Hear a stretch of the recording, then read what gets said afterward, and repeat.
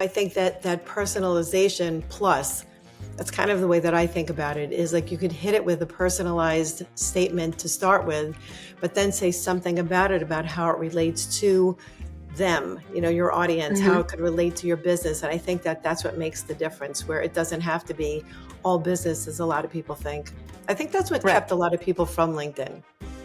Yes, exactly. I think, and some people, because they still assume that it's what it used to be, and it has shifted, but it's not Facebook, right? So you can still be personal, still be professional. For me, I look at it as being personal on that platform still allows me to be professional. On Instagram, I have to kind of be more quirky or viral with the music, or maybe I have to dance or do something kind of silly, to be honest with you. I kind of lose some of my professionalism versus kind of just being human and myself on LinkedIn. And the way I would talk about nutrition in front of a crowd is the way I talk about nutrition on the platform. Well, hey there. Welcome to Media Savvy, the podcast that gives you a behind-the-scenes look at what it takes to get noticed by media and become the go-to expert that they keep coming back to. I'll be sitting down with successful writers, producers, and entrepreneurs to learn the tools and tactics they use to build their reputation and in turn boost their business. I'm your host, Taub-Dix, and I've been working with top-tier media outlets for more than 30 years, anywhere from traditional print publications to online and social platforms. And I'm sharing my nutrition guidance without gimmicks. But you don't have to be a dietitian for this podcast to speak to you. Through my one-to-one conversations, you'll learn how to build a strategy to get your name in the news and establish yourself as an authority in your field, no matter what the industry. With Media Savvy, I'm on a mission to inspire, motivate, and empower you to have the confidence and tools you need to shine in the spotlight. Are you ready? Let's get Media Savvy.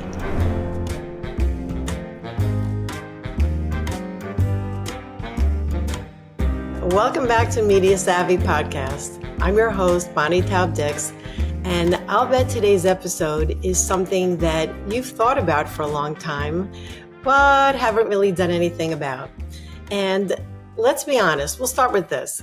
How much time do you spend scrolling through Instagram or Facebook, watching videos, liking posts, and, comparing yourself to others, perhaps? That sound familiar? Well, we get caught up in the limelight of reels and trends and the endless loop of content. But what if I told you that the real gold mine for opportunities and connections and media success isn't there at all? It's on LinkedIn, and most of us barely use it. So today I'm sitting down with Gisela Bouvier, a LinkedIn powerhouse who knows exactly how to turn this underrated networking tool into a stage for visibility, credibility, and career-changing opportunities. And besides being a LinkedIn pro, Gisela is a Latina registered dietitian, a mom, a nationally syndicated TV show host, entrepreneur based in Southwest Florida with 16 years of experience in the nutrition industry. She helps busy working moms create easy, nutritious meals using convenience items so that they could spend less time in the kitchen, who doesn't need that, and more time at the family dinner table. And whether you are an entrepreneur or a media expert or just someone looking to grow your influence, Gisela is here to show us how to stop scrolling and start leveraging LinkedIn the right way. I know LinkedIn isn't for everyone, but if you've been ignoring it or just don't know where to begin, this episode is a wake-up call. Gisela, welcome to Media Savvy. Thank you so much. I'm so excited to be here. Now, I know you're known for leveraging LinkedIn in a way that many dietitians and entrepreneurs overlook. So how did you first realize the power of LinkedIn, and what made you shift your focus there? That's a great question. So I really have been involved in really posting on LinkedIn for a long time now. But in 2019, I got a job with a food service organization, a big corporate company in their sales division. And they recruited me because of my LinkedIn activity, funny enough, because as a wellness dietitian at one of their accounts, I used to post the things that I do. And they liked that I had an MBA. They knew I had an MBA because of LinkedIn. So I got recruited. And about 6 months into my job, the pandemic happened. And fortunately, I was able to keep my job, but there was a lot of time spent at home. And we used to sell, well, in my role, I used to help the sales team sell into food service organizations into senior living facilities. So of course we could not go visit these facilities. And it's when I really started to tap in and noticed that LinkedIn was shifting from just a job seeking platform to a social selling platform, because when you couldn't go visit people, you had to connect with them in a different way. People were being overwhelmed, especially like in the healthcare space via email. They were very stressed. So how did they kind of step away from that stress and is engaging through LinkedIn? And I started to get opportunities in sales on LinkedIn because of my LinkedIn activity for the organization. And I realized then, like, there is something here with this platform shifting. And it went from being 600,000 users to over 1 billion today. I have been so surprised because I actually had a to-do list years ago, and on the to-do list, which kept getting shifted down lower and lower, was LinkedIn. And I always wanted to do more on LinkedIn. And then I finally started to, and I have really been amazed. But one of the things that really surprised me is also how personal some people get. Like, I think that since the pandemic and since a lot of people are maybe discouraged with Instagram and Facebook, they started getting more personal on LinkedIn. Have you found that too? Yes, I have. And what I always have trained on when it came to LinkedIn is that there is a line. I think you can be personal in the sense of making you human, but it's not Facebook. You're not just talking about like walking your dog or you went to your kid's school event. There has to be a story behind it and something that relates to your thought expertise. And so, for example, I did a post about my birthday last week, but it wasn't about my birthday. The post was about Eating Disorder Awareness Week. And I always talk about that I celebrate my life twice because I'm eating disorder recovered. But the point of the post was, hey, it's Eating Disorder Awareness Week. One person in every 52 minutes dies from an eating disorder. We need to help this mental health crisis.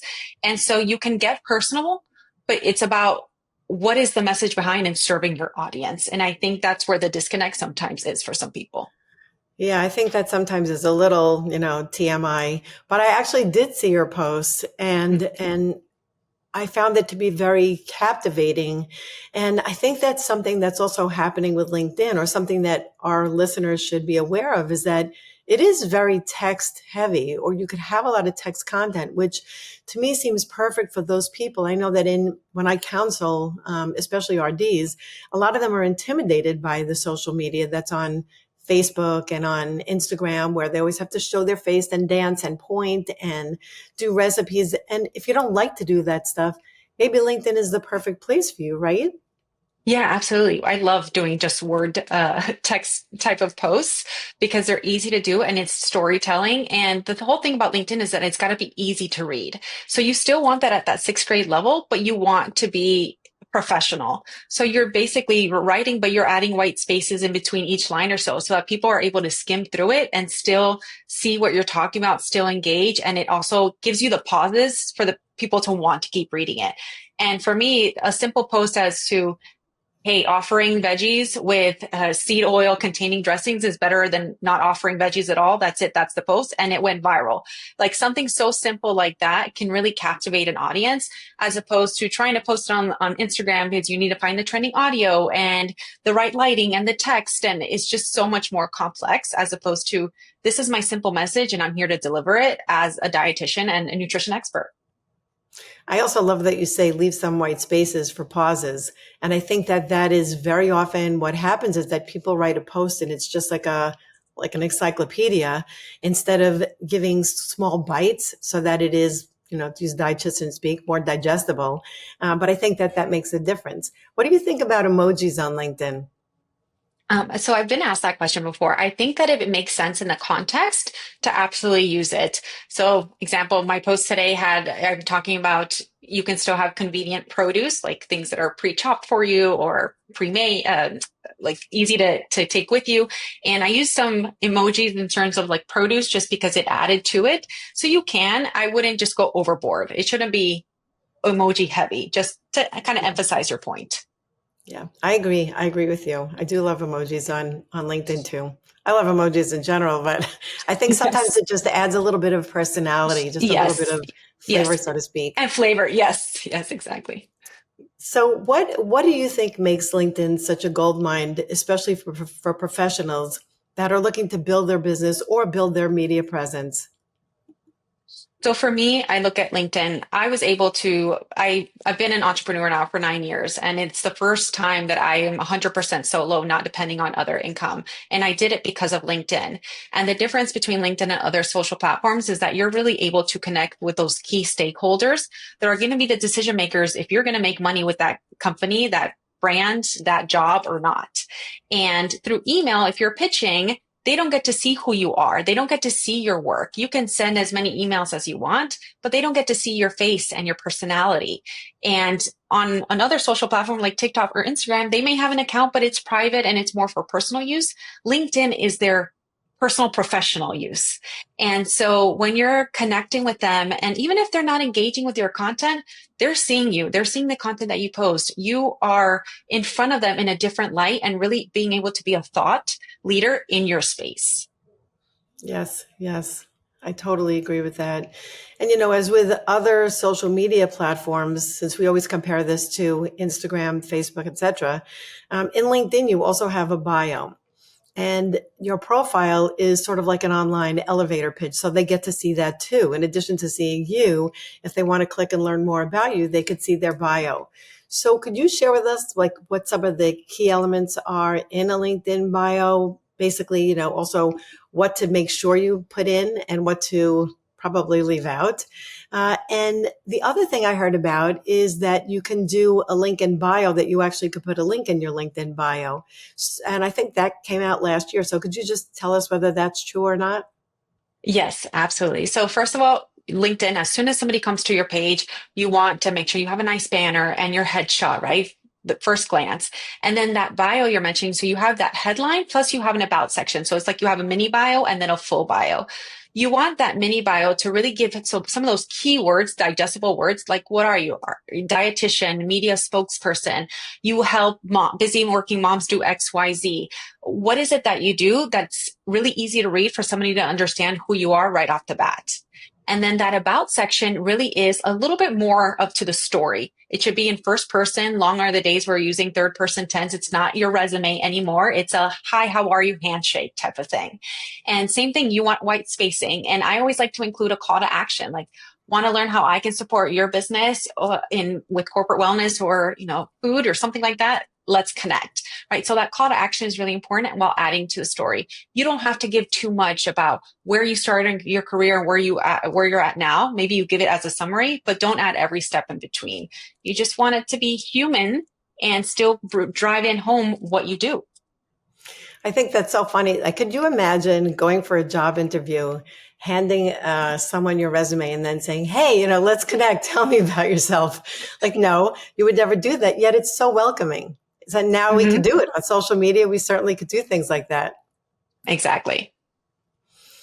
So if you wanted to build a presence on LinkedIn and get noticed by media and by brands, because let's face it, especially in our profession, working with brands is, really like the ultimate.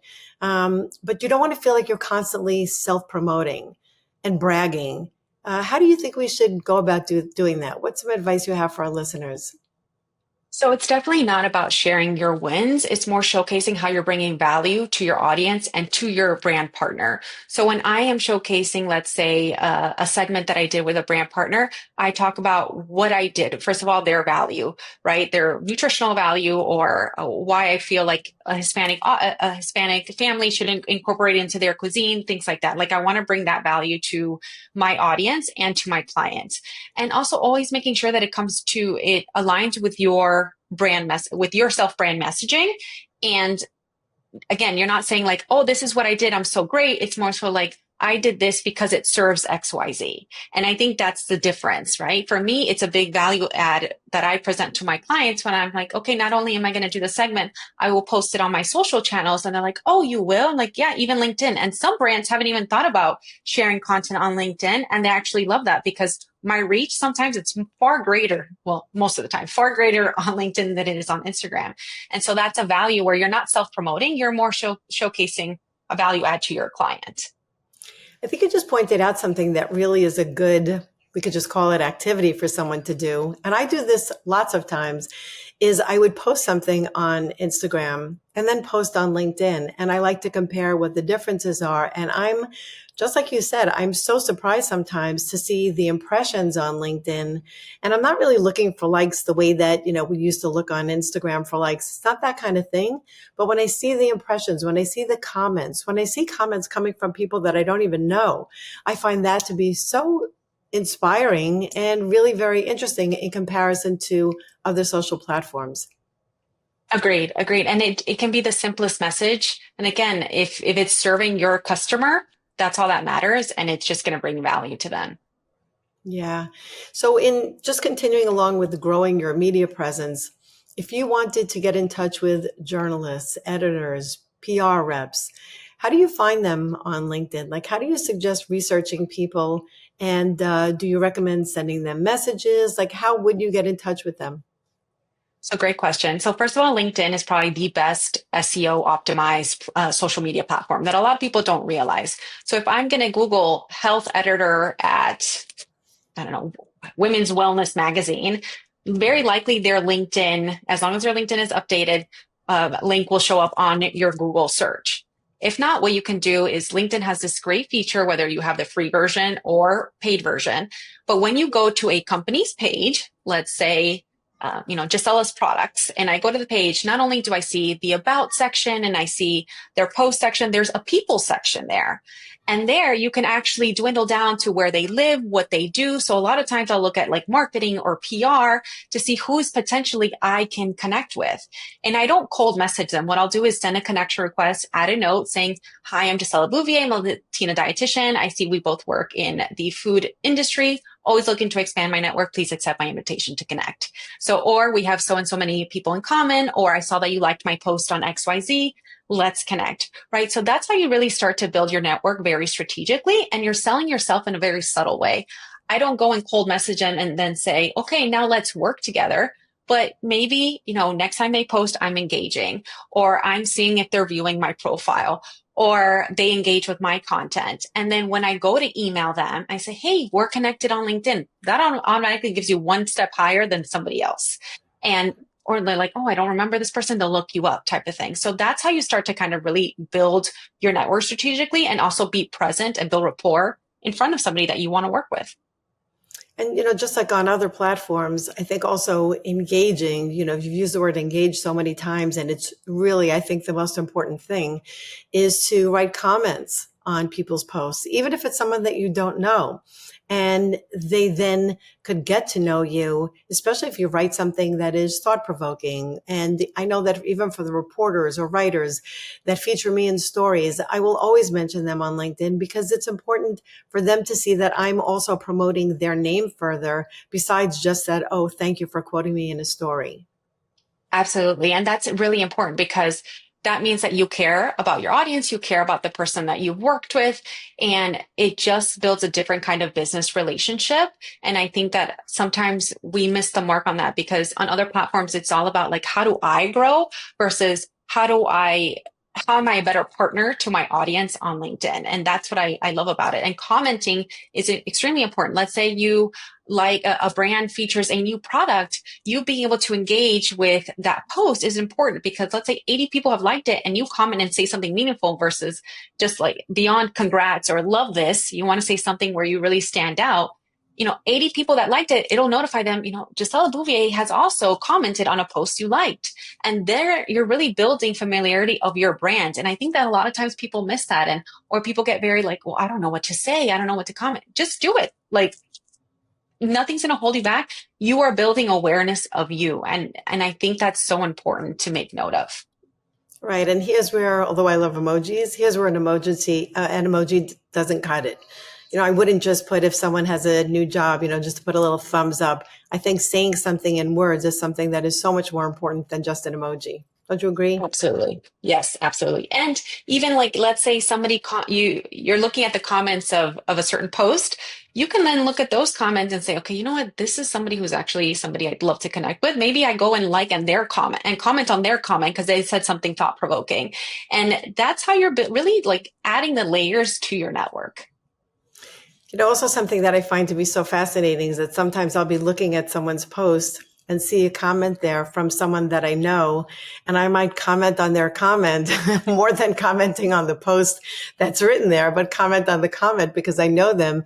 But that's also a way for other people, like the person who wrote the original post, to get to know you as well. Exactly. So it's kind of like a ripple in the water. So in terms of getting people to notice you, a question that I'm asked often about social media is, and I know that there really is no one answer to this, but I'm asking you anyway, is how often do you really have to post on LinkedIn? So the statistics say that if you post at least once a week, your visibility increases already by 4 times. So that's already a big start, which again is very different from other social platforms. LinkedIn is all about how much you give, it returns. It's a very give and take type of platform. So if you're not present, then if you come once a month, it's not going to do anything for you. If you give it some tender love and care, it'll give it back to you. It is a very selfish platform. You kind of have to caress it a little bit. I always say, like, it's owned by Microsoft, so it wants you to be on there.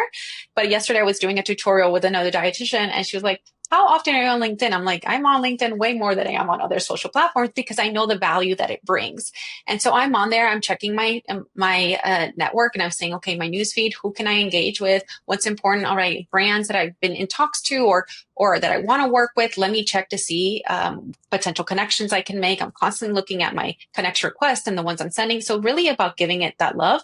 And it comes to posts, don't overcomplicate it. At least once a week, if you can go 2-3 times, even better. Every day is not necessary on the platform, which I think is really great, but be an online presence. And the great thing about LinkedIn is that it doesn't matter if you have 500 connections or 500,000 connections.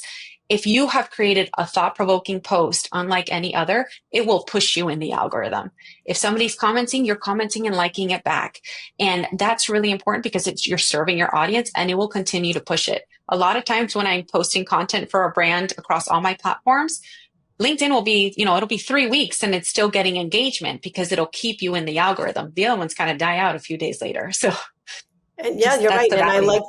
And I like the way they notify you because I'll always get an email saying your post got X amount of impressions. And that might be a post that I did 2 months ago. But Mm-hmm. if they're still cycling it in, then of course that's wonderful for you because that doesn't happen really the same way on a lot of the other platforms. Exactly.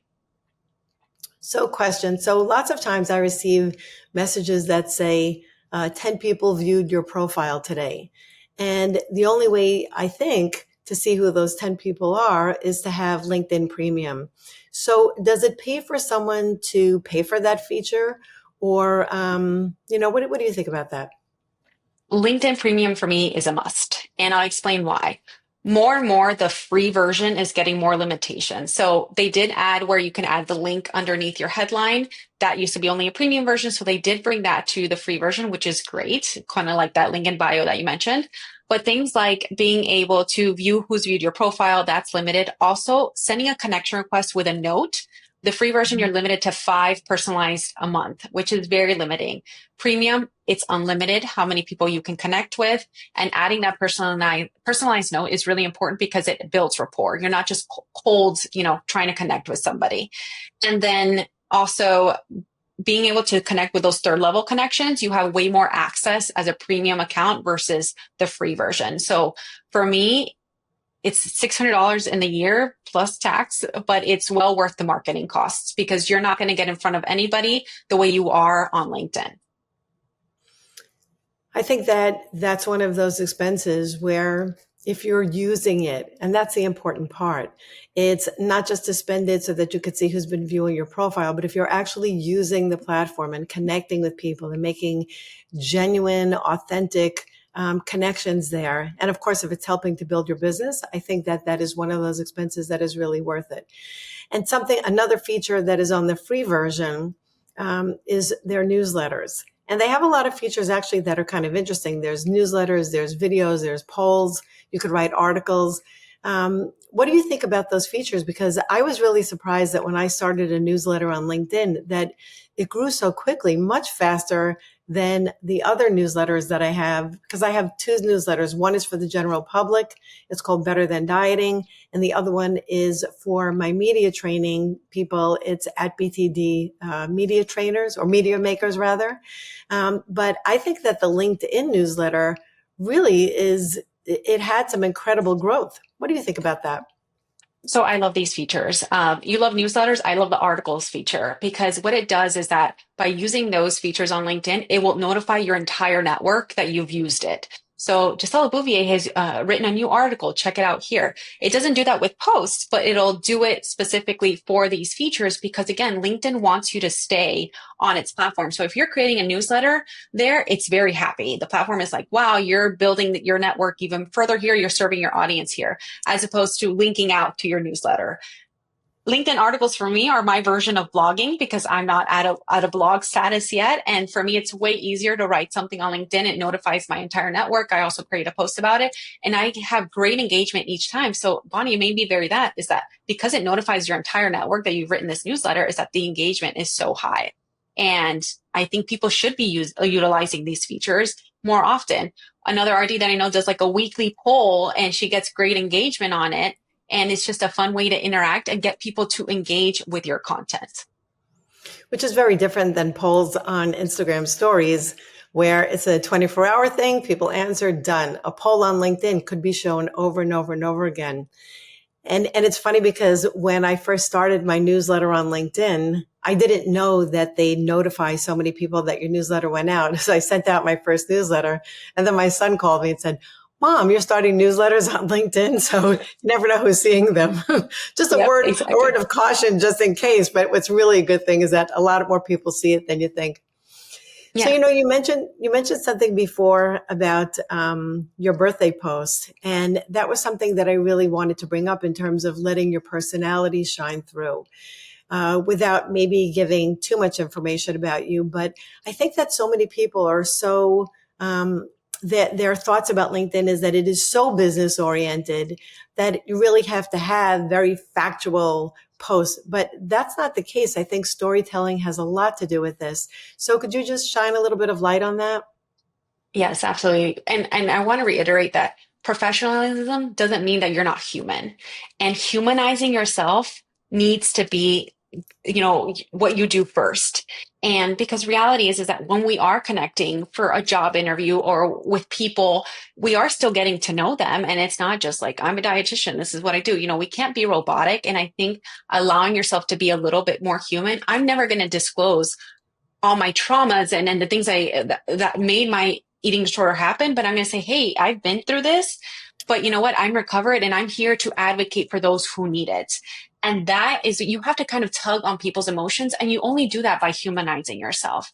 So you don't have to get into the nitty gritty of being personal, but yes, be personal enough to where you're human and you can relate to others. And that's what's going to hit home for people. And you have their attention for about 30 seconds to 90 seconds tops on LinkedIn. And so if you are kind of pulling at their strings or making them think, that's what's going to play a role in how people engage with your content. Exactly. And, I think that personalization plus, that's kind of the way that I think about it, is like you could hit it with a personalized statement to start with, but then say something about it, about how it relates to them, your audience, how it could relate to your business. And I think that that's what makes the difference, where it doesn't have to be all business as a lot of people think. I think that's what Right. kept a lot of people from LinkedIn.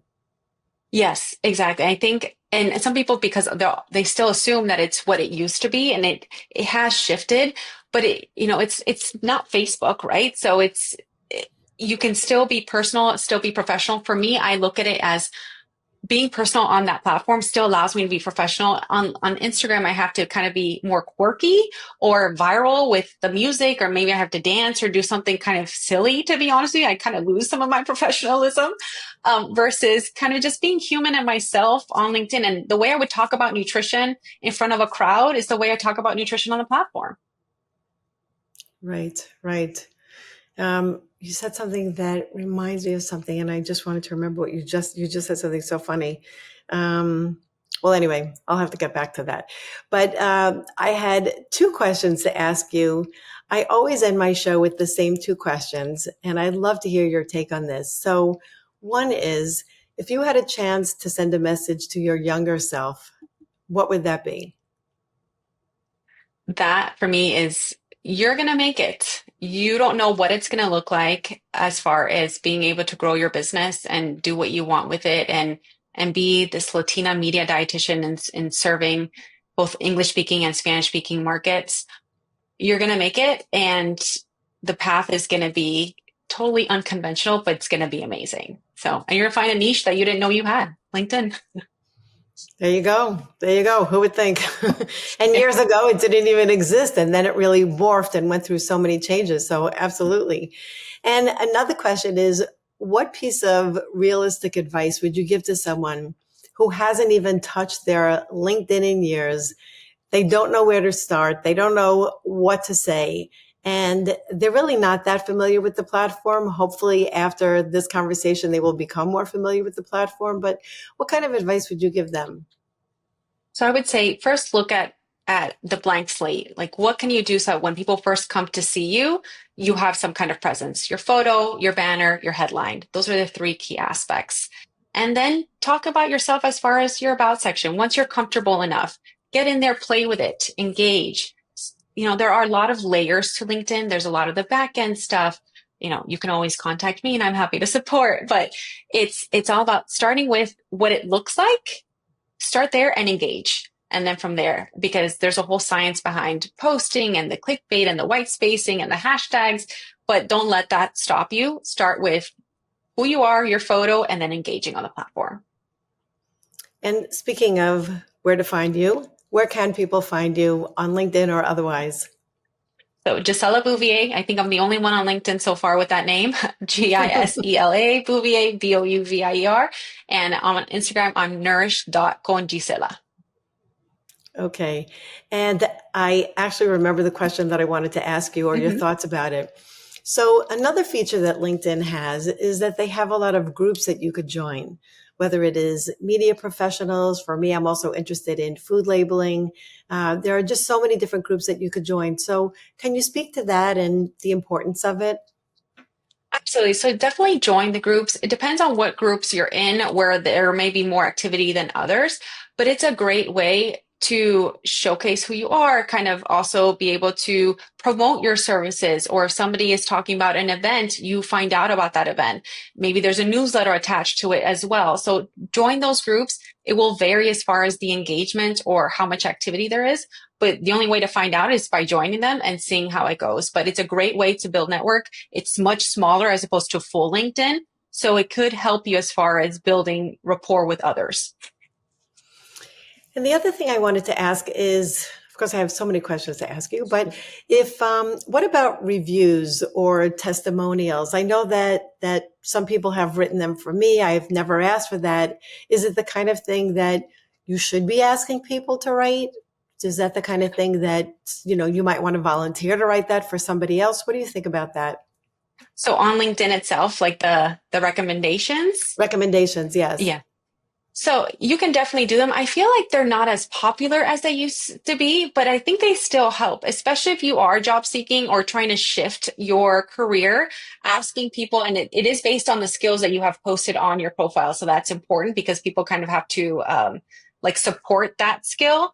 So ask, your friend, your family, a former client, and to give you a small recommendations. I think it will support as far as helping to push you on LinkedIn because it'll showcase that you're a thought leader in your space. Wow. Thank you so much, Gisela, for sharing these thoughts about LinkedIn today. And I think what stands out the most to me is that LinkedIn is not all business. And you should let your personality and your voice shine through.